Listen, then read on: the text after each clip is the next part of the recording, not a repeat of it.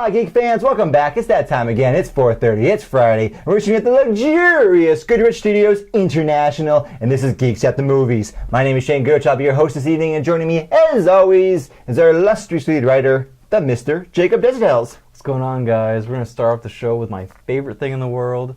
As you can see from my shirt, you probably guess what it is. Item number one.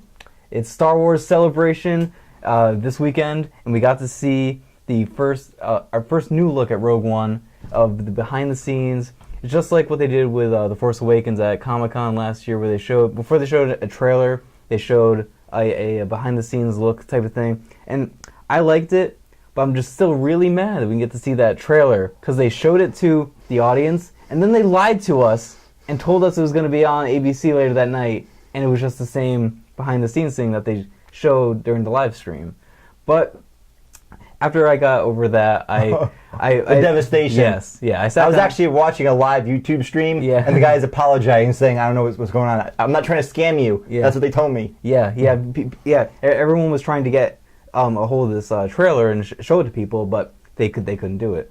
But so after I got that, I sat down and watched this behind the scenes thing again, and I liked it. It wasn't mind blowing. We didn't see we didn't get to see Darth Vader, as I'm sure the people that saw the trailer did.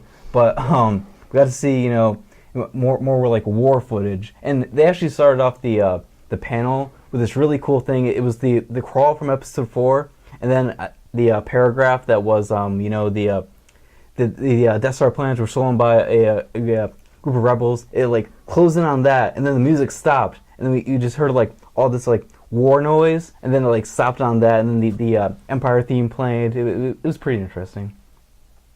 Yeah, it was pretty interesting. I gotta say, it was less interesting than The Force Awakens, because when The Force Awakens came out, it was, it's Star Wars again. Yeah. Maybe they fixed it. And with The Force Awakens, wait, are they actually in a desert? Yeah. What, is that guy actually in a suit? Yes. So you get your confidence, and you're like, oh yes, it's Star Wars again. Here, I'm thinking they already got that. It seems like they got that. Yeah, they show they're continuing that whole thing with the practical effects. But that's no longer a big surprise. Yes.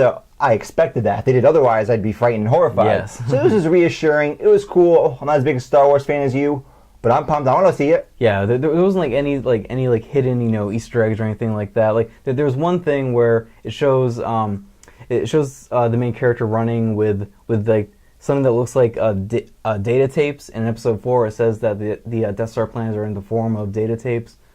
So something like that. But there wasn't anything huge in this. But there was the huge thing was the disappointment of not seeing the trailer. Yes, I was sitting down just waiting for it, and then it's okay, it's gonna be shown tonight. But I have to wait more, and then we have to wait probably multiple weeks now to see it. I actually tuned in to this poor guy's live YouTube stream. After noting that there might have been multiple places to get it, yes. But it's hard to tell. Is this legitimate? Are they trying to sell me something? Yeah. And I went in, and then the guy's apologizing 5 minutes, 8:05, 8:10, 8 whatever. He's like, I'm sorry guys, we're not getting it. I don't understand. I wasn't trying to scam you. Yeah.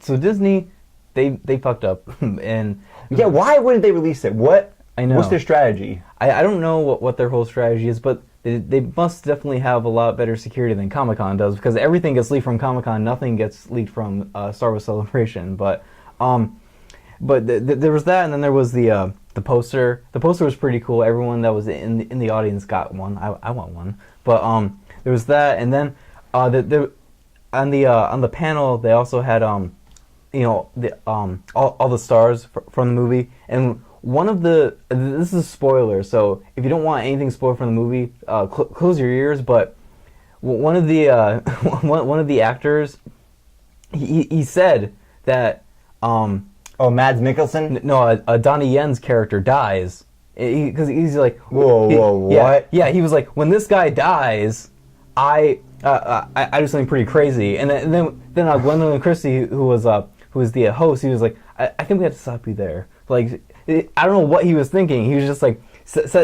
spat that out. It was like, what are you talking about? He just said this character that died in the movie. It was unambiguous. It was obvious. Yeah, he was pointing to him. Wow. Yeah, I know. It was crazy. So I'm guessing, most of them die anyways, but still. Right, because you don't see them again. Where are they? Yeah. Well, but they'll appear in all these comics and Yes, stuff, yeah, they they still live on somehow. Yeah, I'm pretty sure the main character will survive, and then maybe like one other person. But and another interesting thing about Rogue One is that there's going to be a CGI or a motion capture droid in the movie, and apparently like he's a stolen Empire droid, so that they like tell him to do things and he doesn't. So there was a clip that was shown where they give him a bag and he just like holds it and he just drops it and walks away. So I'm looking forward to seeing all these new characters. Deadpan comedy humor, kind of like the Drax from Guardians of the Galaxy. Yeah. Yes, a certain quality of humor. Yes, it is that sort of thing. So it shows that this movie is going to have humor. It's not going to be just straight serious the whole time. And I don't expect that from any Star Wars. That would be bizarre. Yes. So, but I want that with a mixture of the war film that we're looking for in this. But so I'm really disappointed that we get to see the trailer. But we have to see this new some new footage from the movie at least. But yeah, that's what I think. Yes. Yeah. I don't get excited over this kind of stuff unless I got to be really into it to get excited over these kind of things. Like random releases of pictures, photographs. I don't care. Occasionally, I'll go, wow, that looks pretty cool. They released the Wonder Woman promo shot of like Amazon Warriors. Yeah. I thought, well, that looks pretty cool. I like that design, but usually it's not that big of a deal to me.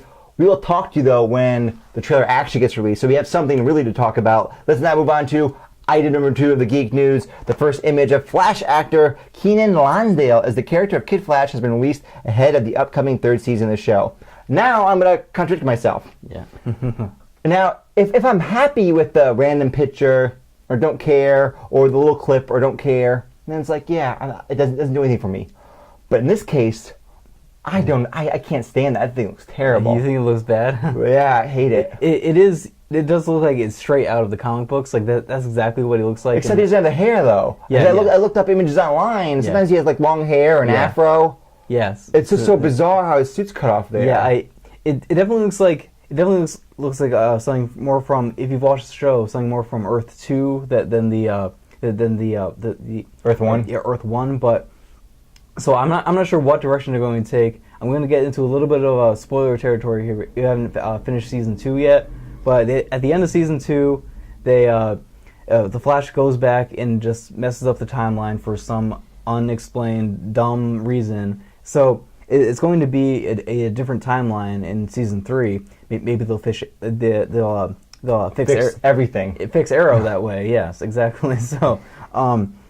But with that, he's probably going to go back, and then this guy is going to be Flash instead, and he might not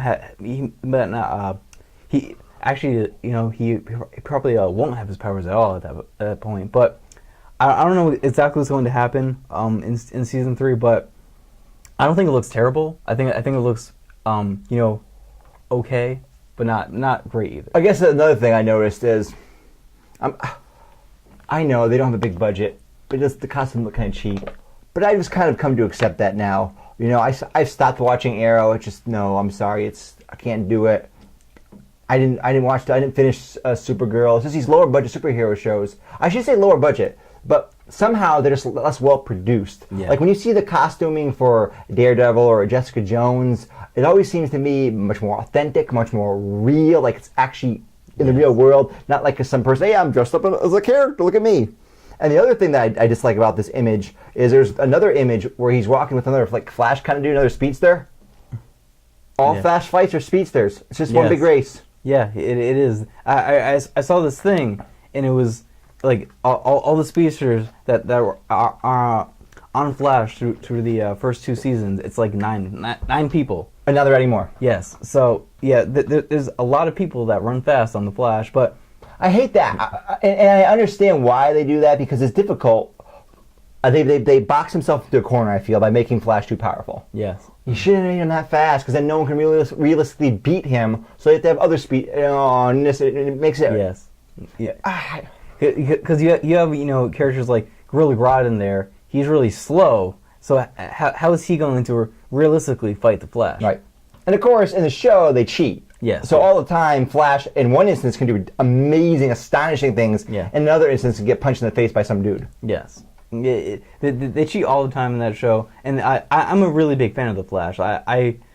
It's one of my, it's probably like the second best superhero TV show out there for me, at least, because almost all the other ones are terrible. But that is the one CW show that I like for the DC. They have universe. good characters in that show. They have good interpersonal relationships. Like, yes. I buy it when I see Barry interacting with his dad. I buy it when I see the characters talking to each other in those regular human moments. It's like, yeah, this is believable. But then as soon as they go back to the superhero stuff, and then it goes off the wall again. Yes. But they have that one bit of grounding that's really well done, and good, well-acted scenes, unlike some of these other shows like Arrow, where it's just constant trash and nonsense, and then they try to be serious and it just comes off fake and unauthentic, and it's like, what's going on? Characters' motives change all the time. It frustrates me. I am now, there's so much superhero content out there that I can be more discriminating now. And I can watch Netflix shows that are higher quality. I can just focus on the movies. So many of them come out a year. Yeah. Right? Some of these side shows, I was like, I can't handle it. I want HBO. I want Game of Thrones quality. Yeah, but that's unrealistic. But yeah, it is very unrealistic unless we get an actual superhero show on HBO, which would be mind blowing probably. But going back to this, I am excited to see Wally West on screen as Kid Flash finally, because they introduced him like halfway through season 2, and then he was just a guy that he writes. He didn't actually have powers, but now he has power. He's gonna be Kid Flash. So that's what I'm excited for this.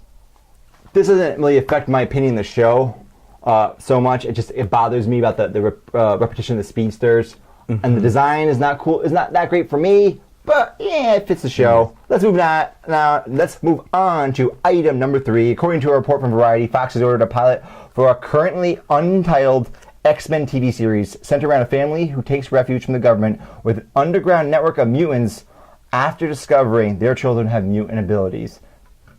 Yeah. Wow, Jacob, let me tell you, when I heard this news, I heard this. There's going to be an X-Men TV series, live action. Yep. I did this. Holy fucking shit! Oh my god, this is fucking amazing! Then I heard the synopsis, yes. A family on the run. Yes. Fuck you! I don't want this. This is garbage. I did the exact same thing because I read it and I was like, is this going to be an actual, they're going to be... You're in disbelief. Yeah, You're like, this can't be happening. I was like, they're going to be in the X-Mansion. Right. But no, it's a family that's on the run from the government, and they go into some weird, pseudo X-Men that are, underground. So I don't really know... I understand why, because they don't want to get too close to the movies, because then they have to they have to connect them that way. But I think showrunners should be less afraid of that. I think they should just do what DC's going to be doing. They've already done it actually with the Flash. There's already been a Flash depicted in the cinema universe, and a Flash that's been depicted in the TV universe. Yes. They're different. Just do that. Just go with it, because bringing in the C, it's not even the B team. Bringing in the C team, that's not the way to sell it. And I know another one of the reasons for doing this is, well, the X-Men, all that's expensive stuff. Well, if we do this, it's cheap. All on location shoots because we're just running around. We don't have to build anything. Which again, though, that just makes me go, oh, I don't want to see that. Right? I want to see HBO's X-Men with their Game of Thrones budget. Yeah, that's what I want. I would actually really like to see a live action, just straight X-Men show, with all the characters that we know, like Wolverine, Professor X. But that's never going to happen, because even after the movies stop making money, they're not going to make a TV show out of it. But it fits that format so well, because they're a large family, they're a large group. There's so many characters. It's Game of Thrones. Yeah, it's Game of Thrones. It is Game of Thrones. Right, and HBO can polish all that, some of the comic book silliness out of it, and just make it so amazing. I know this is not happening. I'm fantasizing here, but I didn't want this. Yes, because even in the comics, they get very soap opera-y, and that works so well on screen. Exactly. On TV. Yes, that's what I want here, but they're doing this instead. But good news is they're replacing this with that Hellfire show that was going to happen. Hellfire Club. Yeah. What the fuck was that about? It was What was be, that? It was going to be set in the 60s, and it was going to be based around the Hellfire Club, which, you know, sometimes has some mutants. They'd be sitting around drinking, occasionally something's going to happen. Another low-budget show. And the worst thing, Kevin Bacon wouldn't be in it because he's dead now. But I'm excited that's not happening, but I'm not really excited about this either. But I am excited for Legion, because... That's still going forward? Yes, but that's going to be like like an R-rated show, because it's going to be on FX. It's going to be on FX. Okay, yes. I'm slightly more interested in the FX show Legion. Yes, that I'm excited for. But this, it's probably going to be on Fox, so I'm not excited. No, it's going to be standard. It's going to be kind of the generic kind of TV show that you could see anywhere, except they're randomly going to throw some mutants in there. Yes. I don't want to think about it. So let's move on to item number 4. Entertainment Weekly has released a piece of official concept art for the upcoming Guardians of the Galaxy Volume 2, which gives us our first look at the character of Mantis. Yes. Yeah, I don't really know that much about the character of Mantis, but I know that she dresses up like a praying mantis. You think I look like a fucking idiot? Yes. but it's so awesome with the actual costume. Yes. I'm not really excited about her in this movie. I'm just excited about this movie in general. Yeah, don't talk about her. Just go talk about the movie. Yes, but also in this art, we get to see Baby Groot. So we know that he's going to be he's still going to be small in this movie. When you say a Baby Groot, they show a picture. Yeah. In the concept art, he's like on Drax's shoulder or something. He's little.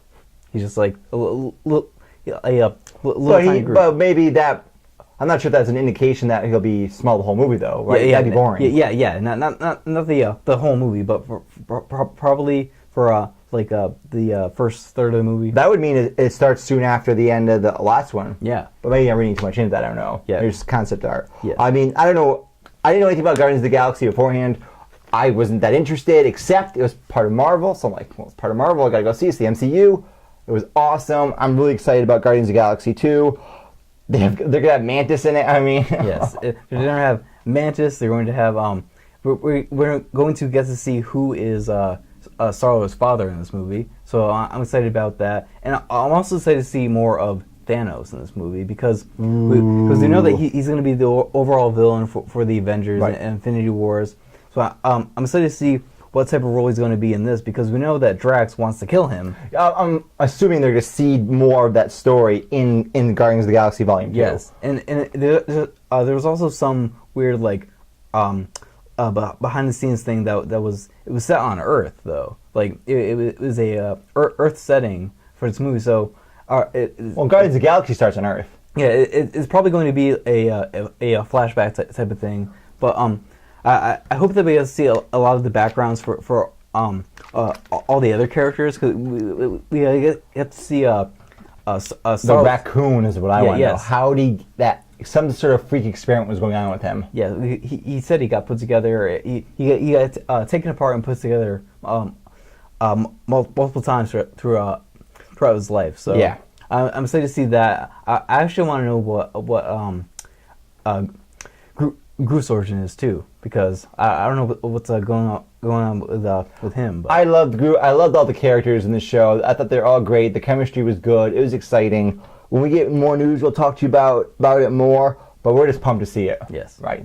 Oh yeah, Guardians of the Galaxy Volume 2. Let's now move on to item number 5. Variety has reported that Skyfall star Javier Bardem is in talks to play Frankenstein's monster in Universal's Monster Universe, and also stated that the character will most likely appear in another film before getting his own solo movie. Check out, I recently finished the Showtime drama Penny Dreadful, which had Frankenstein's monster, called The Creature in the show, which was an amazing and wonderful and beautiful depiction of this character. Mm-hmm. I didn't care that much for the rest of the show, but that one character, I watched all 3 seasons for because that one character. Anyways, my point is, Frankenstein's monster can be very interesting as a character, and I hope this Universal's Monster Universe that they don't make it like, I think that Dracula film, which I don't think is gonna be part of it now because it sucked. Yes. Like, take your material a little bit more seriously. you can make this really, really interesting, because Frankenstein's monster is this horrible thing. He's a person who was a person.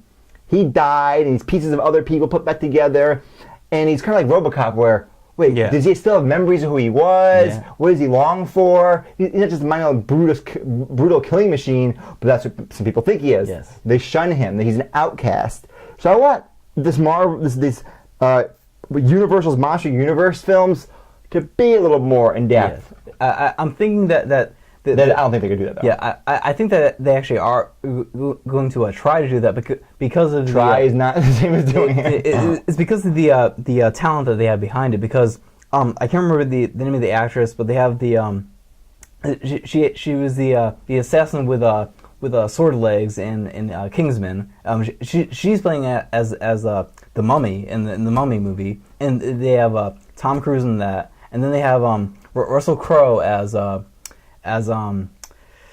Wolfman? No. Invisible Man? No. Dracula? No.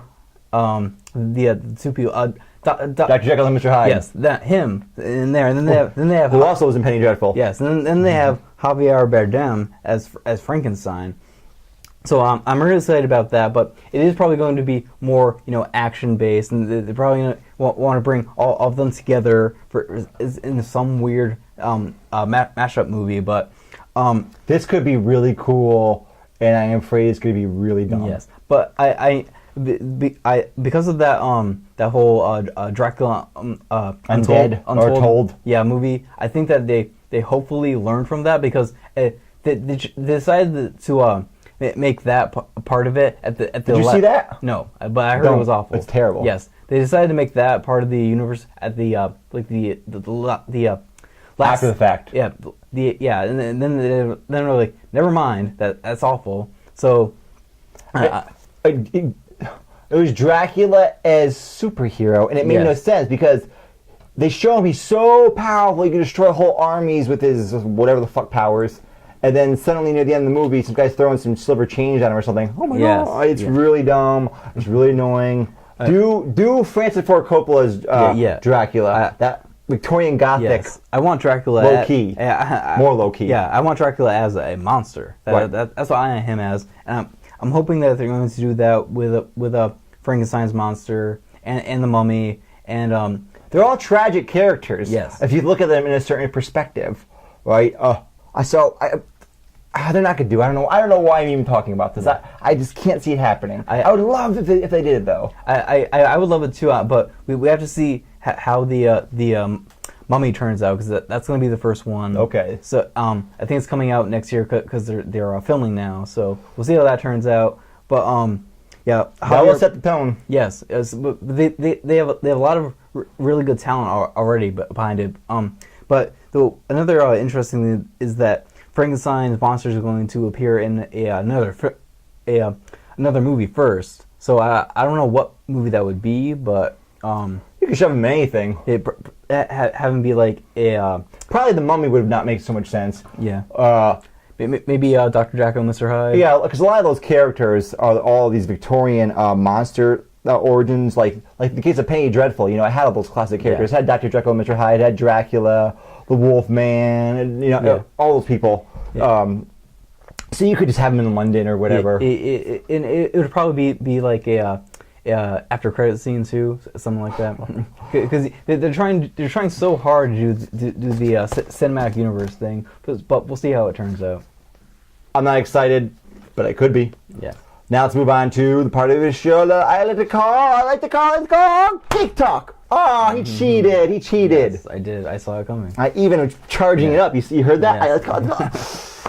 And what are we talking about today on Geek Talk? Today we're talking about the Ultimate Edition of Batman v Superman. So we both sat down and watched this. We didn't know until today that we both sat down. This is a spoiler review. Yes, it's a spoiler review. It's the Ultimate Edition. You've already seen the regular edition, right? Yes. Yeah. Have to watch this movie. But so this movie has 30 minutes of extra footage that were cut out of the theatrical edition. So there was a lot that we didn't get to see in the original edition of the movie. So for me, I was excited because it had a lot. Because my main problem I had with Batman v Superman was that it was a very oddly and horribly edited movie. It has so much stuff cut out that it was just really strangely put together and didn't make any sense. So in this movie, I was excited to see all the stuff that was cut out. You nailed it right there. It didn't make any sense. Yeah. Some of the stuff, I literally, if you asked me after the movie, like, what was that Africa thing about? That's a big one. Yes. I don't know. Yeah. Why were they mad about Superman in Africa? There's no reason there's nothing in the movie, in the theatrical cut, that told you why people are mad about Superman in Africa. Yes. Here in this longer version, you see, there's this group of henchmen who are actually hired by Lex Luthor, who set up this scene where it makes it look like that Superman came in and just arbitrarily was like, I'm judge, jury, and executioner. I'm killing all you people. I don't give a fuck. Yeah. It makes sense. Like, I see why they don't like him, because now people think, his power's gone to his head. He can just do whatever he wants. Mm-hmm.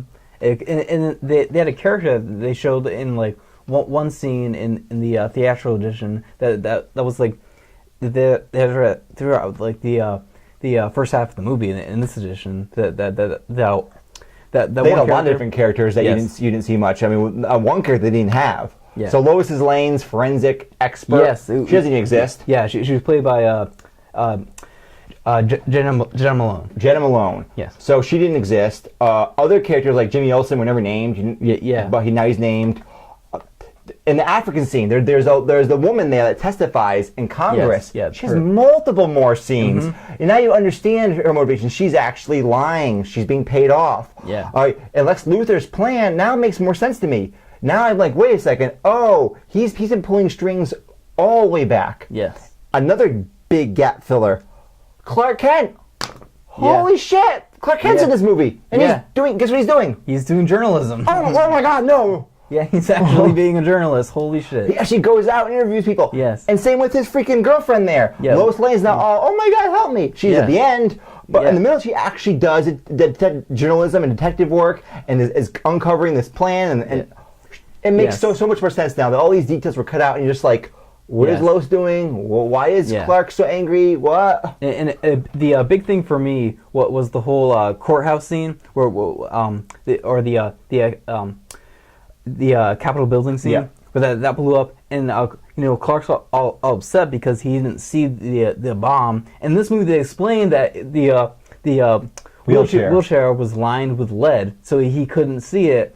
And then it also explained it had a scene leading up to him going up to the mountains. So like that wasn't just completely what's going on right now, just dropped in there like it was in the original edition. And also in the case of the Capitol scene, not only is now it makes sense that Superman didn't know the bomb was there. Yeah. It also showed him helping people. Yes, that was not the just big flying away. Yes, in this movie. Why would he do that? In this movie, he wasn't Superman because he wasn't helping people. But in this, they actually showed him being Superman. It was very bizarre. Like I feel bad for Zack Snyder because to me this. It didn't make the movie that much more enjoyable for me because these kind of plot holes and whatnot I don't really care about that much. Yeah. But it definitely makes it just a better movie. Yes. And for some people that maybe aren't as hardcore Batman and Superman fans like we are, this might improve your viewing experience a lot. Yeah. It definitely did for me for some scenes. It didn't do it for the whole movie for me, but it definitely filled in a lot of gaps. But overall, at the end of the day, it's still the same movie pretty much. But it just filled in a lot of things. It still had Superman dying, and then the dirt moves. He's resurrected. Yeah. You still had the dumb villain, the Doomsday. Oh, he's like, yes. And Lex Luthor was even though it explained a little bit more of his motivation, he was still pretty much the same character. He was the same character, but now I found him more convincing because he'd been planting the seeds. And also, we see a lot of... There were so many edits in this movie that were very small edits, like 10 seconds, 5 seconds. So we see just more random cool stuff happening. Mm-hmm. There's a scene where Batman's doing Batman stuff, where they show him like on a video screen, coming down from the ceiling, grabbing someone and going back up. These little tiny things, I'm like, why was that cut? What? I know. And it just makes the flow of the movie jarring when you watch it. again, I saw the movie originally because I wanted to see the spectacle. I wanted to see Batman v Superman. I want to see good special effects. I didn't care about some of these nitty-gritty details, but it really does help the story flow a lot better. I'm like, wow, this movie just... And also, this is some slight... some of the Batman battles, fight scenes are a little more brutal. Yes. So there's that crate thing, Yep. he hits the guy that had the crate, you see the biggest blood smatter, his hat, he died. Yes. if you didn't know that already. Yeah, yes. So it definitely shows him, The murders are even more explicit now. Yeah, he's actually... He's really killing people this time. Yeah. But, so I enjoyed the movie more, but it was still the same movie for me. I don't know what exactly I would rate it yet, but it was still the same movie. But another small thing that I enjoyed is it at the funeral scene. It had characters like really minor characters from Man of Steel, and they're like the two bullies from his childhood. Yes. The priest and the IHOP manager. Yep. They were in there. Which, again, in that case, that's not something that the average person would care about. But someone that's a fan of the franchise, like, it's a connectedness. Yes. These aren't just separate universes. Yeah. Oh, yeah. Those people. We know those people. Yes. So I appreciated that a lot. So I like the movie. I like seeing more Batman and Superman action. Never watched the theatrical edition again. Yes. Another thing though is that one thing that I thought was actually kind of worse was that the fight between Batman and Superman is a little bit extended, but it's only at the beginning. So it actually it gives me more time to be like, Superman, why aren't you just grabbing Batman and just explaining the situation to him but that was the only really negative there. I didn't notice any negative additions, but that maybe if I pay attention.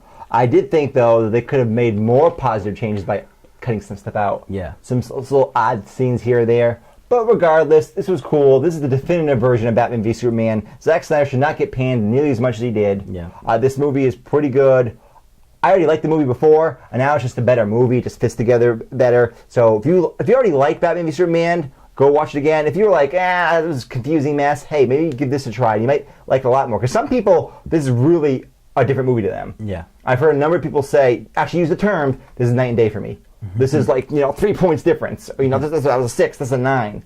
Because those people that were bothered by these elements, they're gone now. Yeah. For some people, it's like that Ridley Scott movie that Kingdom Heaven. Yeah, Kingdom Heaven. The actual edition was panned by critics, and then the director's cut was praised. Yeah.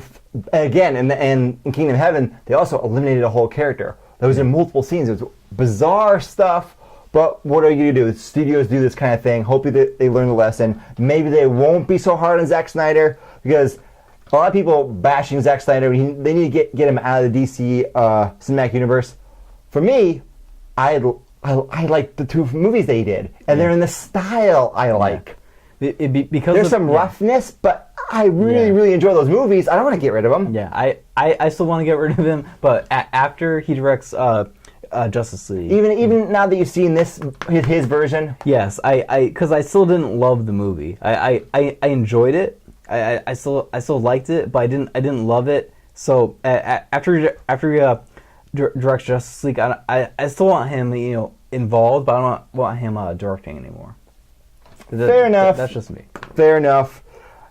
Jacob, there's nothing else on my sheet. I wrote something, I don't know what it says. Okay. So now it's time we have to end the show. Where can they get more of us? You can find us on our YouTube channel at Geeks at the Movies. We have tons of exclusive content there. You can also find us on our YouTube, our Facebook page. You can like us there, and you can follow us on YouTube too. Yes, I said YouTube already though. Oh, I wasn't paying attention to this fly fucking flying around. And then you can find us on Twitter. You can follow us there on Geeks at the Movie. Drop the S. Oh yeah, you can also email us at geeksatthemovies.ct@gmail.com. Write in the comments below. Tell us what you think. All the other great stuff. Anyways, my name's been Shane Goodrich. And we've been Geeks at the Movies. Damn, Mantis!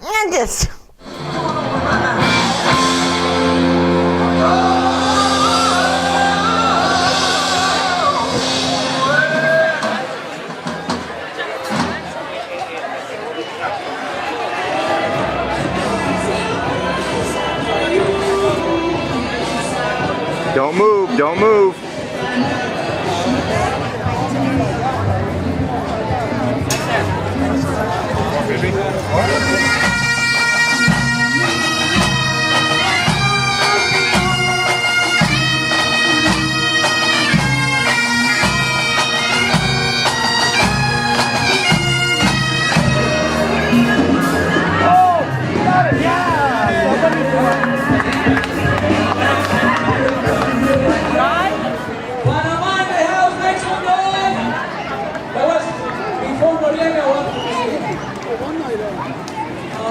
Excuse me, sir. What breed is your dog? It's an English Bull Terrier.